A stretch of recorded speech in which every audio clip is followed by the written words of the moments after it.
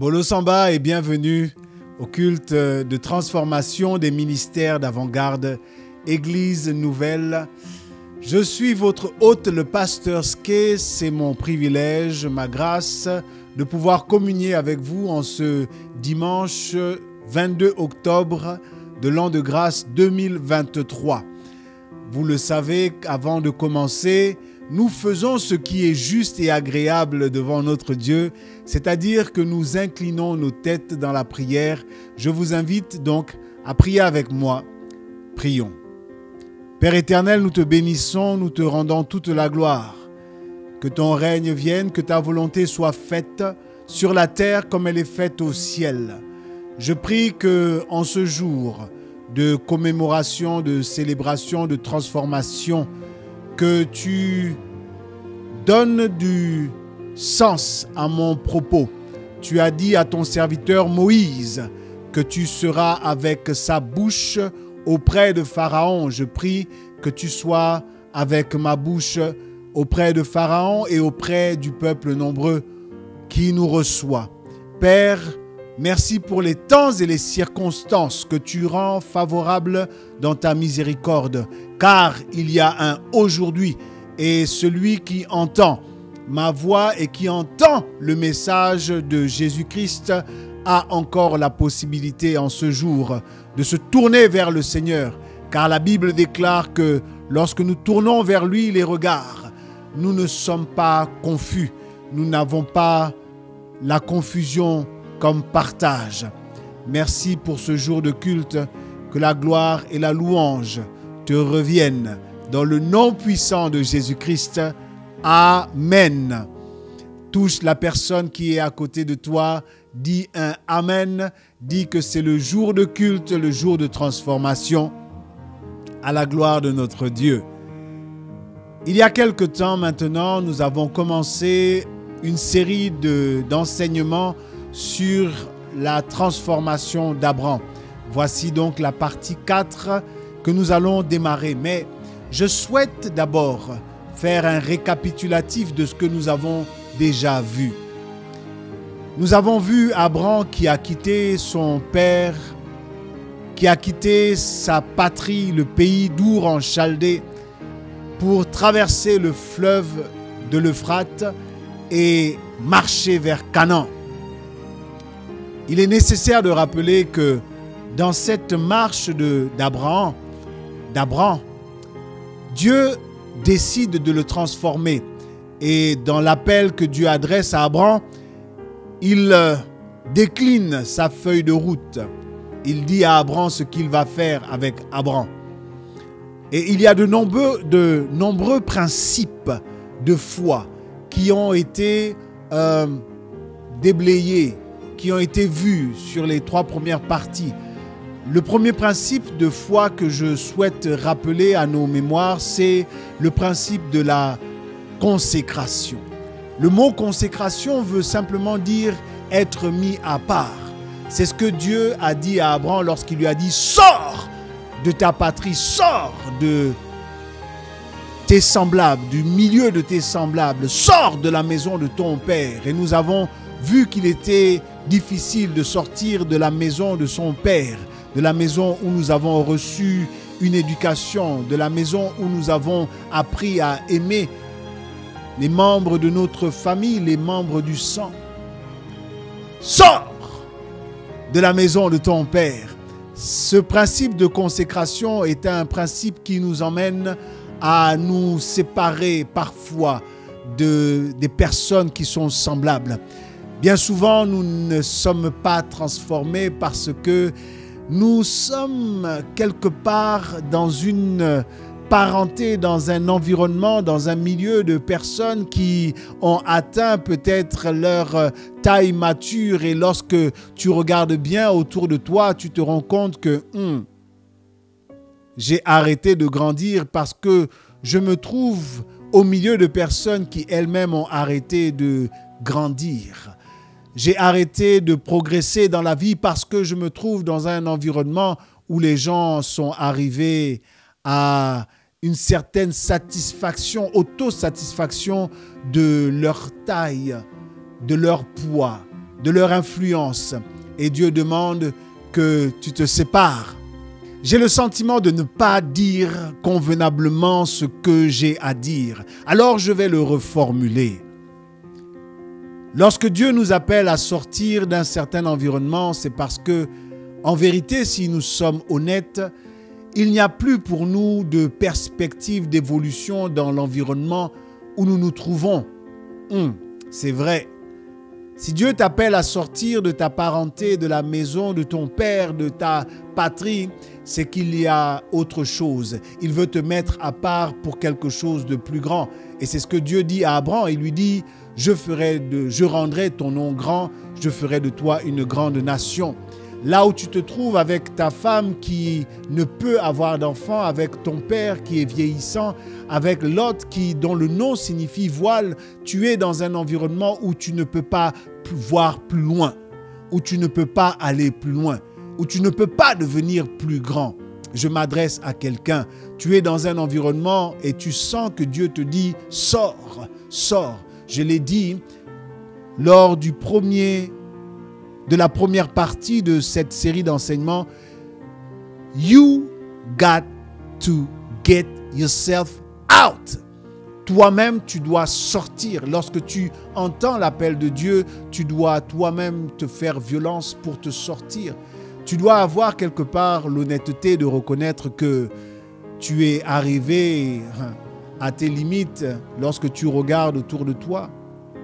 Lorsque tu regardes autour de toi, les personnes avec qui tu te trouves, tu sais que quelque part, tes perspectives d'évolution sont atteintes et que si tu restes dans cet environnement, dans ce milieu, tu ne peux pas grandir. Nous avons la taille du milieu qui nous conditionne. Oui, nous avons la taille du milieu qui nous conditionne. Demandez aux personnes qui habitent dans les forêts, les populations pygmées, vous allez voir que ce ne sont pas des personnes de très grande taille parce qu'il y a la forêt, il y a les arbres qui prennent déjà une grande taille et qui les empêchent eux donc d'être plus grands que les arbres. Oui, nous avons la taille, nous avons la carrure, nous avons la grandeur du milieu qui nous conditionne.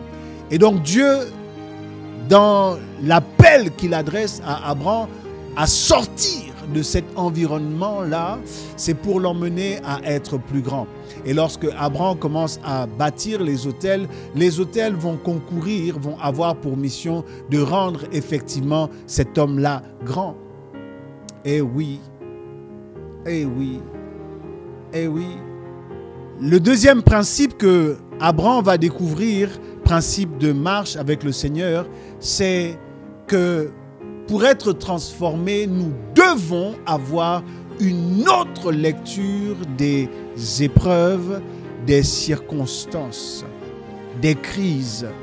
Oh, Dieu parle quelque part au travers des crises et Dieu, quelque part au travers des crises, nous révèle quelle est sa dimension, quelle est sa grandeur.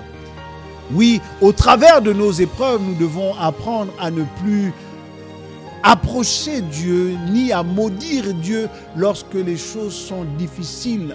Allez demander à n'importe quel homme grand dans ce monde. Ils sont tous passés. Je parle des grands, de ceux qui sont véritablement grands. Ils sont tous passés par le creuset de l'épreuve. Aussi, je te déclare que l'épreuve est le creuset des grands. L'épreuve est le moule des grands. Il n'y a aucun grand dans ce monde qui ne soit passé par l'épreuve. L'épreuve est l'école. L'épreuve est le centre de formation. L'épreuve est le centre de transformation. Depuis l'avènement de l'école, tout le monde sait que nous sommes tous appelés à passer par des épreuves. Vous allez à l'école et lorsque vous passez d'une classe à une autre classe, à une classe supérieure, c'est bien souvent en réussissant des épreuves, en passant des examens que nous sommes qualifiés à passer à l'étape d'après. Et oui, la deuxième chose que Abraham doit apprendre, que l'autel qu'il a bâti entre Bethel et Haï, c'est l'autel qui apprend à Abraham à supporter l'épreuve, à devenir patient. Car pour devenir grand, il faut passer par les épreuves. Demandez à Nelson Mandela, à feu Nelson Mandela, s'il a aimé les 27 ans qu'il a passé en prison. Lorsque nous sommes dans l'épreuve, nous ne comprenons pas au moment où nous vivons l'épreuve que l'épreuve nous construit, nous bâtit, nous transforme. L'épreuve seule a la capacité d'impacter notre mindset, notre manière de penser. Car personne qui ne passe par l'épreuve ne finit par devenir quelqu'un de grand dans la vie. Nous devenons grands dans la vie parce que nous passons par les épreuves. Et c'est la vérité. Grandir est une épreuve. Grandir est une épreuve. Et c'est le deuxième principe que Abraham devait retenir. Maintenant, aujourd'hui, nous allons voir le troisième principe de l'autel d'Hébron. Tiens-toi prêt, touche ton frère, dis-lui que la transformation continue. Nous poursuivrons donc notre lecture dans Genèse 13 à partir du verset 14. L'Éternel dit à Abraham, après que Lot se fut séparé de lui, « Lève les yeux et du lieu où tu es, regarde vers le nord, le midi, vers l'Orient et vers l'Occident. Car tout le pays que tu vois, je le donnerai à toi et à ta postérité pour toujours. Je rendrai ta postérité comme la poussière de la terre, en sorte que, si quelqu'un peut compter la poussière de la terre, ta postérité aussi sera comptée. Lève-toi, parcours le pays dans sa longueur et dans sa largeur, car je te le donnerai. » Abraham leva ses tentes et vint habiter parmi les chênes de Mamré qui sont près d'Hébron. Et là, il bâtit un autel à l'Éternel. Amen. Et voici le troisième autel qu'Abraham va bâtir à l'Éternel. Rappelons, rafraîchissons notre mémoire sur les entrefaites, les événements qui se sont produits dans l'entretemps. Entre les deux autels bâtis, Abraham est descendu jusqu'en Égypte. En Égypte, il a trouvé une épreuve.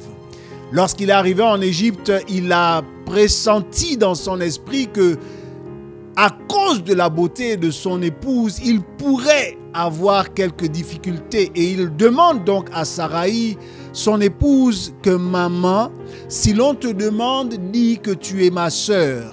Il ne mentait pas. Il avait un lien de parenté avec Saraï. Cependant, dis que tu es ma sœur.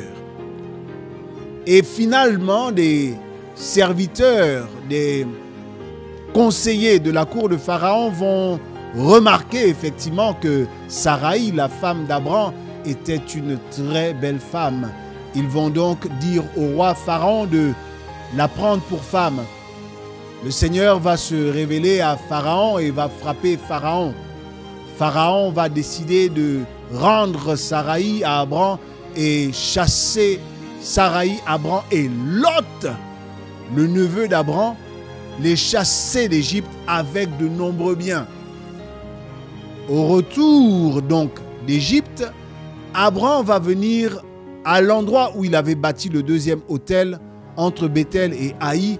Et là, il va invoquer le nom de Dieu. Lorsqu'il invoque le nom de Dieu, il va y avoir une autre épreuve qui va se soulever. Et cette épreuve va emmener la séparation d'avec Lot. La séparation d'avec Lot.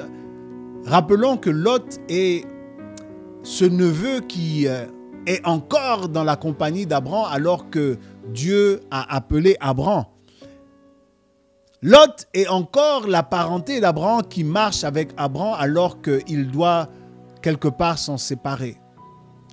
L'autel, l'invocation sur l'autel de Bethel et Haï va faire que finalement, il va y avoir une difficulté et Lot va se séparer d'Abraham. C'est au moment où Lot se sépare d'Abraham que l'Éternel vient parler à Abraham. Dans son adresse à Abraham, il va rappeler que le pays qu'Abraham va considérer ce pays, il va le lui donner. C'est la deuxième fois que Dieu parle de donner un pays à Abraham. Et là, nous avons un autre principe de foi qui est le principe de la confirmation. Dites avec moi le principe de la confirmation. Je ne vous entends pas. Dites avec moi le principe de la confirmation.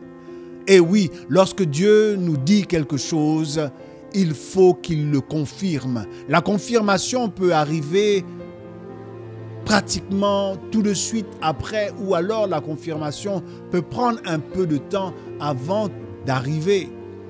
Mais ce qui est sûr, c'est que la Bible déclare que c'est sur la déposition de 2 ou de 3 témoins que l'on reconnaît que quelque chose est vrai. Et plus tard, Joseph va aussi en faire l'expérience. Il va savoir que c'est lorsque une chose semble se confirmer, même dans les rêves, que l'on sait qu'elle est arrêtée.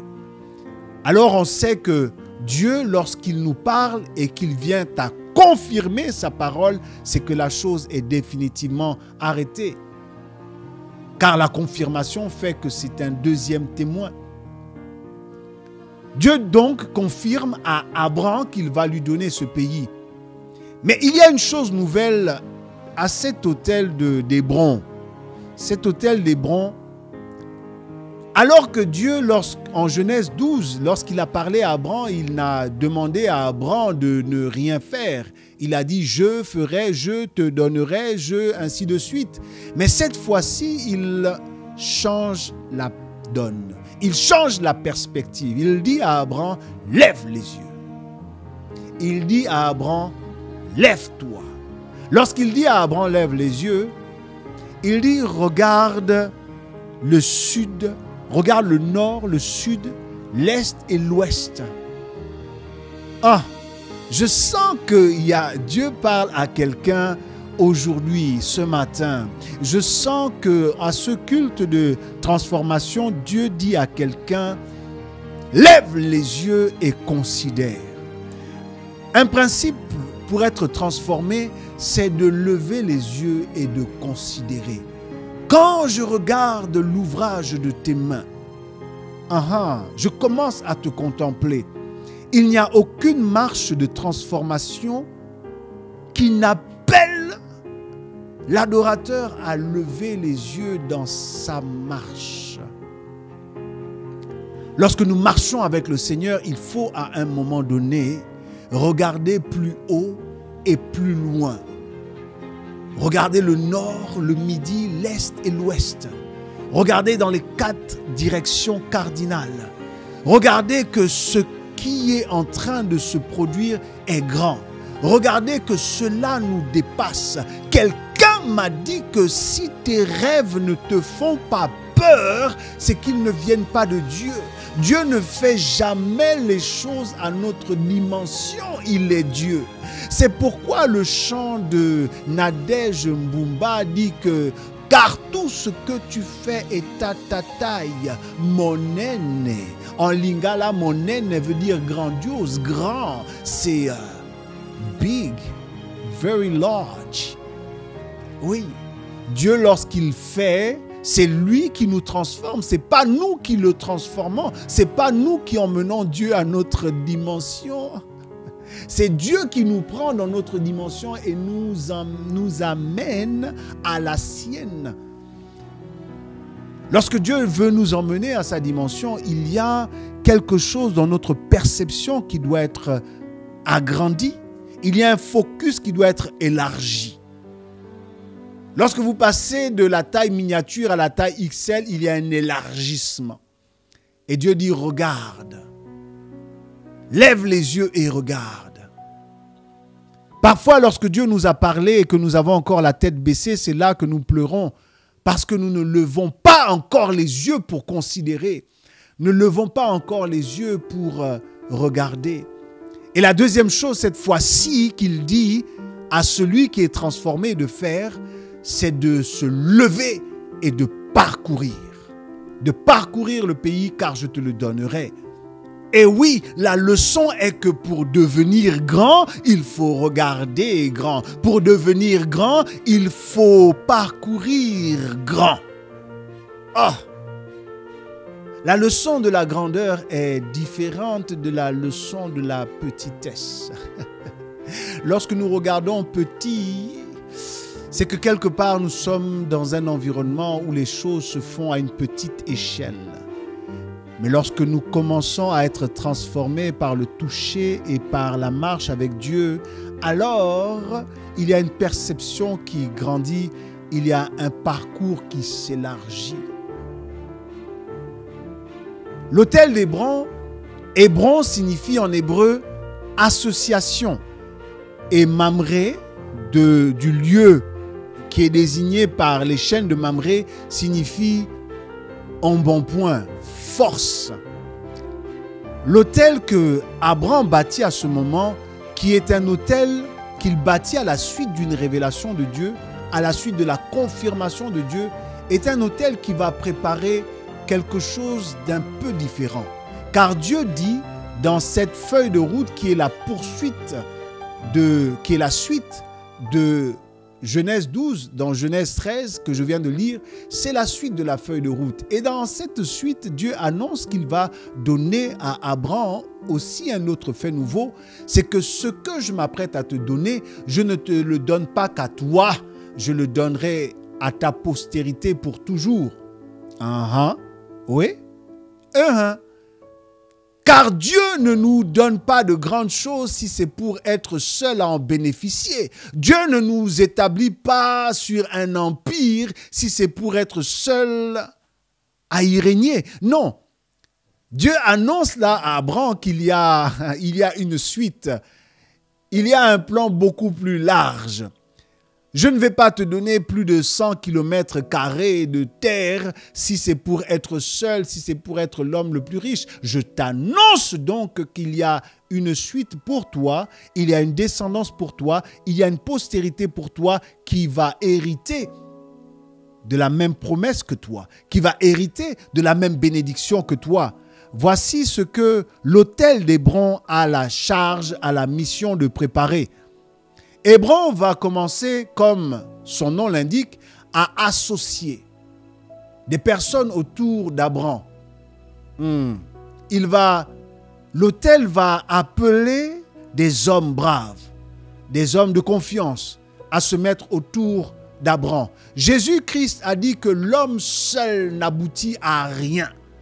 Et oui, dans la marche avec Dieu et dans la transformation, Dieu nous associe, Dieu nous entoure. Il nous a séparés d'une ressemblance. Il nous a séparés d'un conditionnement, d'un environnement dans lequel nous ne pouvions pas grandir, dans lequel nous étions parvenus quelque part à nos limites pour nous mettre dans un autre environnement où il va créer des associations. C'est ce que l'autel d'Hébron va produire dans la vie d'Abraham, créer des associations et créer aussi de l'embonpoint, de la force, de l'influence. Cet autel a pour objectif aussi de rendre Abraham influent. Et comment rendre un homme influent si ce n'est quelque part de lui donner un mindset martial? Ah, j'ai parlé trop fort? Oui, comment rendre un homme influent si ce n'est faire de lui un militaire, un homme prêt au combat? Comment? L'influence, je pense que le mot influence a des racines avec l'espagnol ou le latin qui parle de fluenza ou de flu qui veut dire la grippe. C'est ce mot qui a été... Donc influence, c'est quelque part... vous voyez comment la grippe se propage? Oui, la capacité de propagation de la grippe, la capacité à contaminer. Oui, l'influence, c'est quelque chose qui ressemble à cette capacité à influencer. Dieu veut faire d'Abraham un leader transgénérationnel, un leader des pères, des compères, des comparses et des fils. C'est ce que Dieu veut faire avec lui et c'est là la mission d'Hébron, associer et rendre Abraham influent. Pour cela, il y a une autre épreuve par laquelle Abraham doit passer. Voici que dans le chapitre 14, l'auteur commence à décrire une scène, une préparation à la guerre. Il y a un contexte qui est rappelé. Il y a des peuples qui sont dominés par des rois et à une certaine période, je pense à la 12e année, il y a une révolution qui se lève. Les dominés ne veulent plus de la domination des dominants.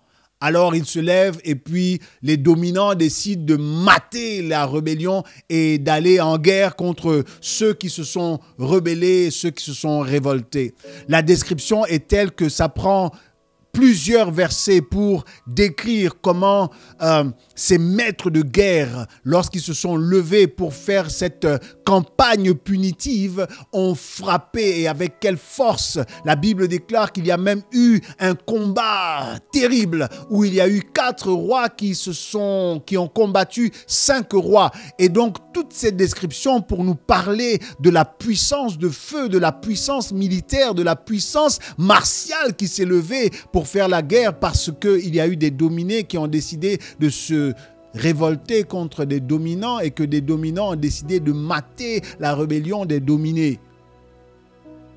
Tout le verset 14 parle de cela. Et dans cette campagne, dans cette razzia, il va s'avérer que Lot, le neveu d'Abram, qui a quitté Abram et qui est parti dans la plaine du roi, qui est parti dans la plaine de Shinéar, qui est parti vers la ville de Sodome et de Gomorrhe, il va arriver que Lot va être pris en otage. Lot va être pris captif, fait captif de ses rois. La Bible déclare qu'il y a eu un rescapé qui est venu, la Bible dit que c'est un fuyard, je pense, qui est arrivé pour trouver Abram l'Hébreu. Je pourrais parler de ce passage. C'est la première fois que Abram est désigné ici sous l'appellation d'Hébreu. Abram l'Hébreu. Abram l'Hébreu.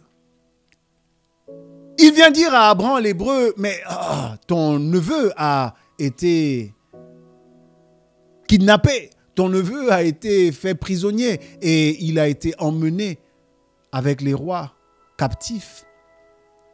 Abram va donc décider de prendre quelques braves. La Bible déclare qu'il a pris 318 serviteurs de sa maison et avec les associés d'Abram, ils ont décidé de poursuivre les rois, notamment Kedorlaomer, avec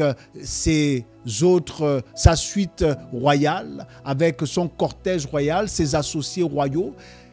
Abram va décider de les pourchasser et à la tombée de la nuit, il va attaquer le camp et il va avoir une victoire. Et lorsqu'il va revenir de la victoire, quelque chose va se produire. Abram va faire la rencontre d'un éminent personnage en la personne de Melchisédek. Melchisédek, dont le nom signifie roi de justice, est appelé aussi, est désigné sous l'appellation de roi de Salem. Et la ville de Salem, qui a donné bien plus tard la ville de Jérusalem, était la ville de ce roi dans laquelle il exerçait la fonction de souverain sacrificateur. Oh, le temps nous manque, car si nous parlons de Melchisédek, nous allons encore prendre du temps. C'est pourquoi je nous invite à poursuivre cet échange la semaine prochaine. La semaine prochaine, nous allons parler de Melchisédek.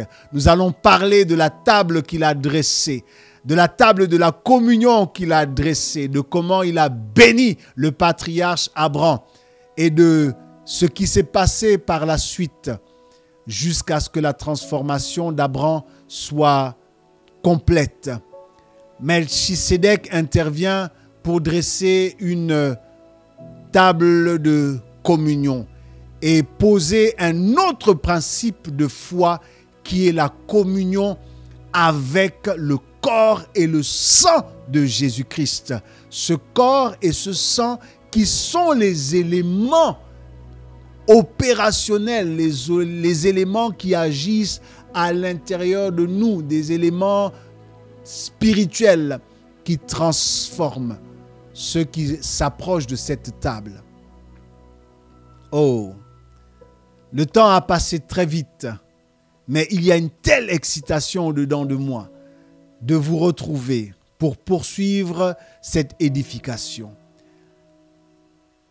Les messages, les informations pour rejoindre la communauté Maguen, pour pouvoir s'engager, pour pouvoir contribuer par des dons, des offrandes ou bien par n'importe quel type de contribution que Dieu mettra à vos cœurs.